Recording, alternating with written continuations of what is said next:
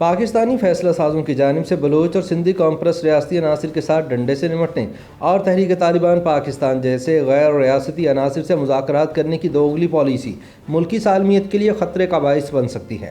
اپنے تازہ ترین سیاسی تجزیے میں معروف صحافی اور تجزیہ کار مظہر عباس کہتے ہیں کہ کسی بھی مسئلے کا حل فوجی نہیں، سیاسی ہی ہوتا ہے۔ معاملات مذاکرات سے ہی حل ہوتے ہیں، مگر ہمیں جنگ اور خون آشام دہشت گردی میں فرق واضح کرنا پڑے گا۔ افغان طالبان نے دنیا کی واحد سپر پاور امریکہ کے خلاف 20 سالہ جنگ لڑی اور جس کا اختتام ایک مذاکراتی عمل پر ہوا جس میں دونوں جانب سے لچک کا مظاہرہ کیا گیا، لیکن پاکستان میں معاملات ذرا مختلف ہیں۔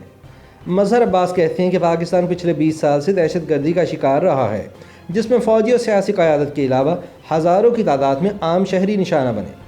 جن غیر ریاستی طالبان سے وزیر اعظم عمران خان آج مذاکرات کی بات کر رہے ہیں، ان سے ماضی میں بھی ان مذاکرات کا عمل ہوا تھا مگر ناکام رہا، جس کے بعد فوجی آپریشن کیا گیا۔ تب کئی قبائلی علاقے پاکستان کے لیے نو گو ایریاز بن چکے تھے اور ریاست کے اندر ایک الگ ریاست قائم ہو چکی تھی۔ مظہر عباس کا کہنا ہے کہ عمران خان کے حالیہ انٹرویو نے ملک میں ایک نئی بحث کا آغاز کر دیا ہے۔ سوال یہ ہے کہ اگر تحریک طالبان پاکستان سے مذاکرات کا آغاز ہوا ہے تو افغانستان میں کیوں؟ دوم، کن شرائط پر؟ کیونکہ یک طرفہ نہیں ہوئے جیسا کہ ماضی میں بات چیت کے دوران باتیں سامنے آئیں۔ سوم، کس گروپ سے بات ہو رہی ہے؟ ان کا کہنا ہے کہ ہماری ریاستی کنفیوژن اور کمزوریوں کی وجہ سے ہر طرف آپ کو ایسی آوازیں ملیں گی، خاص طور پر بلوچستان اور سندھ میں۔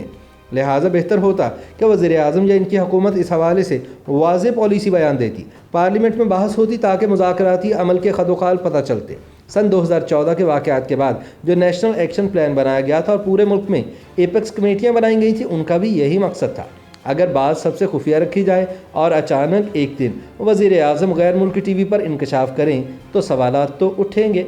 مظہر عباس کہتے ہیں کہ امریکہ میں 9/11 کے حملوں کے ایک ماہ بعد پرویز مشرف نے تب کے ISI سربراہ لیفٹیننٹ جنرل محمود احمد کو 2 علماء کرام مفتی نظام الدین شامزئی اور مولانا مفتی جمیل کے ساتھ ملا محمد عمر کے پاس اس پیغام کے ساتھ بھیجا کہ اسامہ بن لادن کو افغانستان سے کسی اور ملک منتقل کر دیں، مگر یہ نہ ہو سکا اور اکتوبر سن 2001 میں افغانستان پر امریکہ اور اس کے اتحادی حملہ آور ہو گئے۔ پاکستان کی پالیسی میں ماضی کی جنگ کے مقابلے میں اس جنگ میں یہ فرق رہا کہ روس کے خلاف ہم نے امریکہ کے ساتھ جہاد افغانستان کیا اور جنگ میں ان کے ساتھ انٹیلیجنس شیئرنگ کے ساتھ ساتھ پاکستان میں القاعدہ اور طالبان کے لوگ گرفتار کر کے ان کے حوالے کیے۔ جنوری سن 2002 میں ہم نے تمام جہادی تنظیموں پر پابندی لگا دی، مگر اسی سال پاکستان میں دہشت گردی اپنے عروج پر پہنچ گئی۔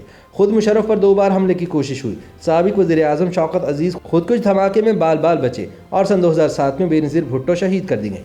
یہی نہیں، سن 2013 کے الیکشن میں عوامی نیشنل پارٹی، پیپلز پارٹی اور متحدہ قومی موومنٹ کو نشانہ بنایا گیا اور ان کے لیے الیکشن لڑنا ناممکن بنا دیا گیا۔ ان جماعتوں کو استوات اور مالاکنڈ میں آپریشن کی حمایت اور لبرل نظریات کی وجہ سے ٹارگٹ کیا گیا۔ مظہر عباس کہتے ہیں کہ سن 2013 میں پہلی بار فوجی قیادت نے شمالی وزیرستان میں فوجی آپریشن کا فیصلہ کیا تو کچھ مذہبی جماعتوں کے علاوہ عمران خان نے بھی اس کی مخالفت کی، لیکن جب 16 ستمبر سن 2014 کو آرمی پبلک اسکول پشاور کا بھیانک واقعہ پیش آیا تو عمران خان سمیت ساری جماعتیں ایک پیج پر تھیں، مگر اس سے پہلے مذاکرات ہوئے مگر کامیاب نہیں ہو سکے۔ اب ریاست نے ایک بار پھر مذاکراتی عمل کا آغاز کیا ہے جسے خفیہ رکھا جا رہا ہے اور جسے وزیر اعظم کی تائید حاصل ہے۔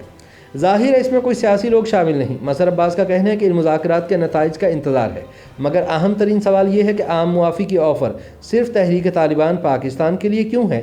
یہ موقع ان بلوچستان اور سندھی قوم پرستوں کو کیوں نہیں دیا جا رہا جو ہتھیار ڈال کر قومی دھارے میں آنا چاہتے ہیں؟ ہمیں ایسے عناصر کو انتہا پسندی کا راستہ ترک کرنے میں مدد کرنی چاہیے۔ مظہر عباس وزیر اعظم کو مخاطب کرتے ہوئے کہتے ہیں کہ خان صاحب، آپ کی ایک اتحادی جماعت MQM بھی ہے۔ 22 اگست سن 2016 کے بعد سے اس نے اپنا رشتہ لندن گروپ سے توڑ لیا اور قومی دھارے میں آ گئی۔ کیا ان کو معاف کیا گیا ہے؟ شاید نہیں۔ آج بھی ان لوگوں پر شک کی تلوار لٹکی ہوئی ہے۔ یہی حال بلوچستان اور اندرون سندھ کے کامپرس گروہوں کا ہے۔